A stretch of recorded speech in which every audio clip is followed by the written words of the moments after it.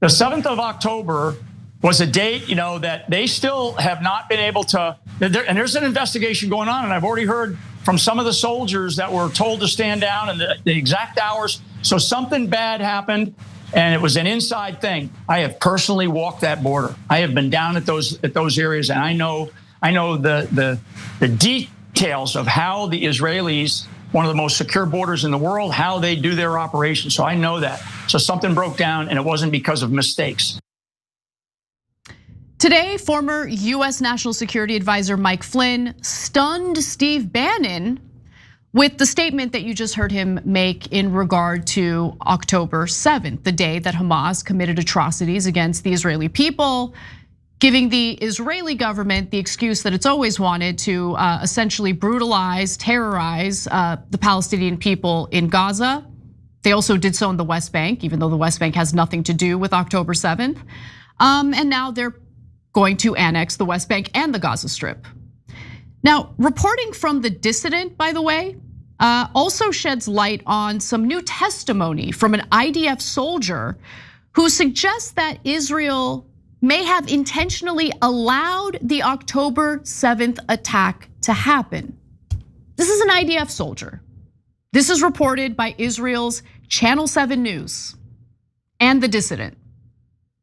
Now, before we get to the latest reporting on this, let me just remind you all that dating all the way back to November 30th of 2023, so almost 2 months after the October 7th attacks, there was a piece written in the New York Times that definitely grabbed our attention. We covered it.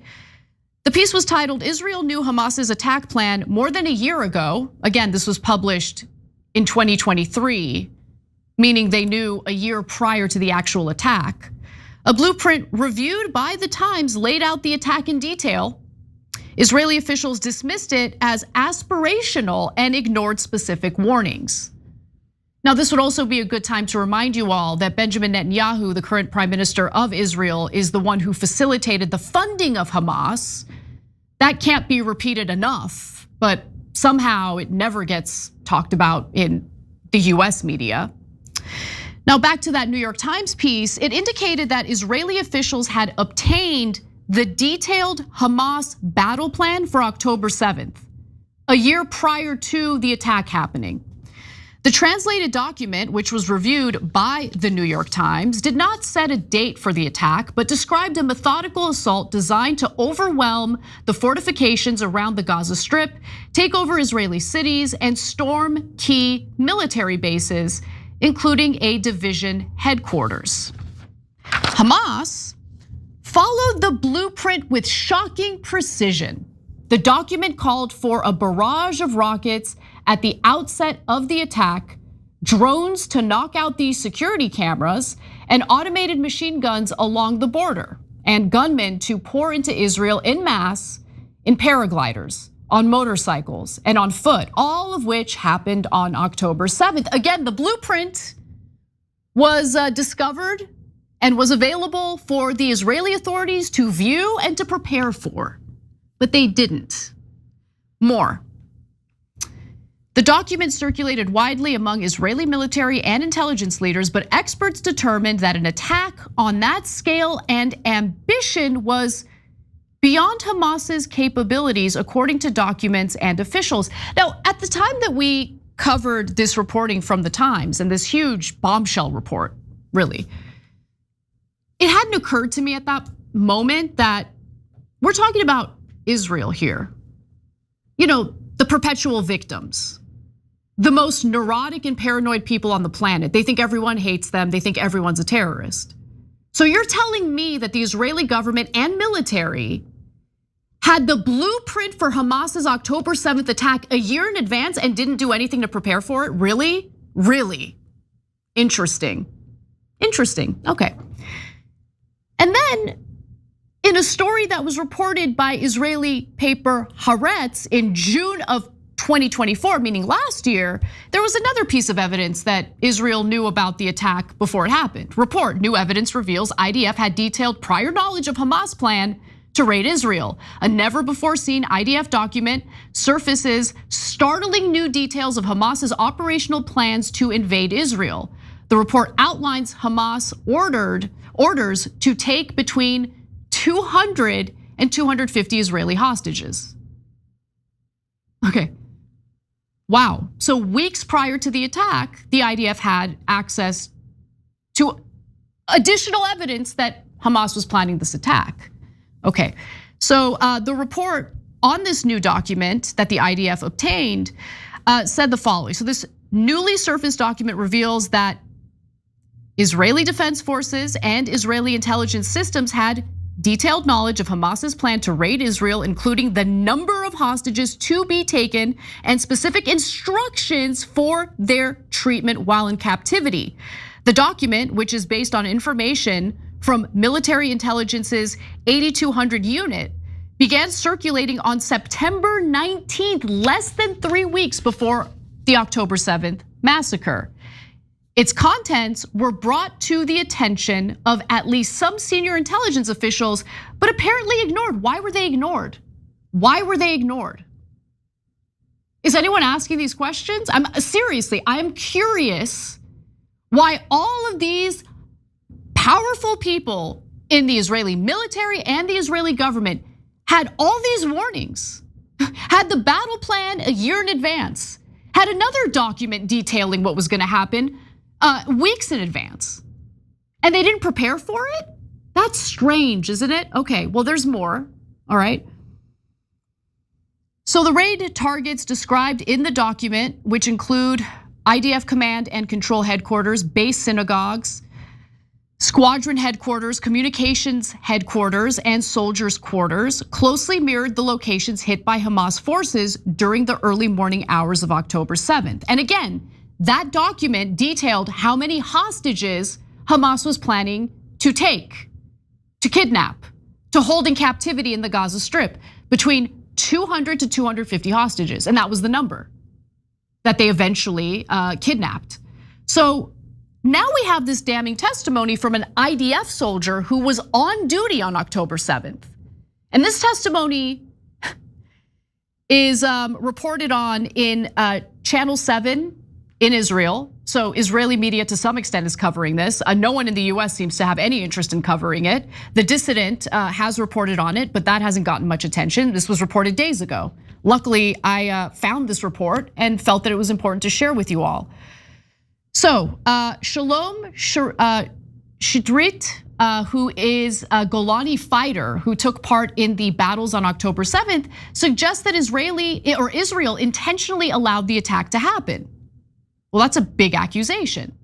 So the force at the Pega post, where this IDF soldier was stationed, was supposed to protect the kibbutz Be'eri, which was one of the targets of the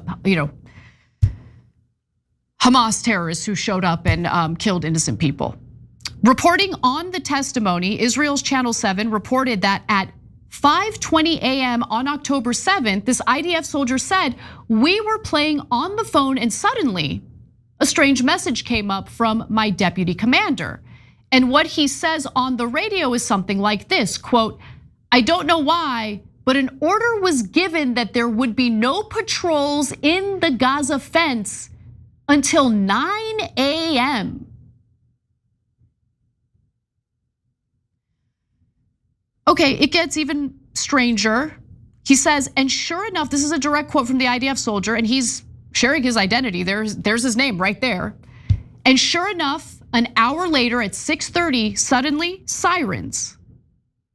Israel's Channel 7 also reported that every morning the platoon raises alert, and in his estimation, there are no mornings in which there are no patrols on the Gaza fence because you are in an operational battalion, and that is part of the matter. So it was unusual to not have IDF soldiers guarding that area. Every day there are IDF soldiers guarding that area, but that morning they were basically told, don't do that. They got that strange message, why? And why is this being reported for the first time now? I mean, it's absurd. So Channel 7 asked this IDF soldier why so many IDF officials at posts near the Gaza border were sleeping when October 7th happened, to which the IDF soldier responds, "I don't know how to answer it that way. In our mortar platoon, we were on alert at dawn and we woke up. It is possible that the patrol wards told them not to get up or wake up. I don't know what to say."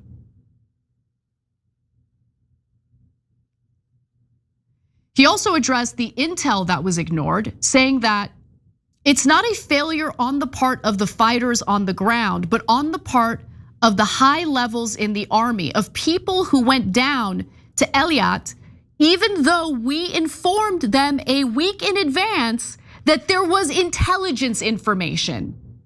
What, our lives are not worth it? No, Shalom, your life isn't worth it, clearly. You think Netanyahu cares about your life? You think Netanyahu and this Israeli government cares about the hostages right now?